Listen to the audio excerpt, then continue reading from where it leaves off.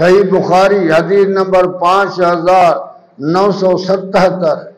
اللہ کے رسول صلی اللہ علیہ وسلم نے فرمایا، اللہ نبئکم بأکبر الکبائر، میں تجھے بڑے میں بڑا گناہ نہ بتاؤں جو گناہوں میں سب سے بڑا ہے؟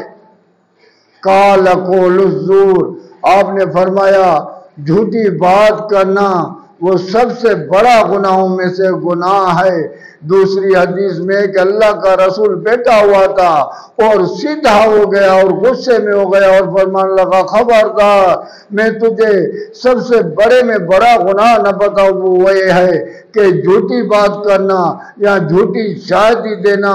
اور اللہ کا رسول لگاتار کہتا گیا۔ صحابہ کرام نے فرمایا ہم نے سوچا کہ اللہ کا رسول بس ہی نہیں کرے گا۔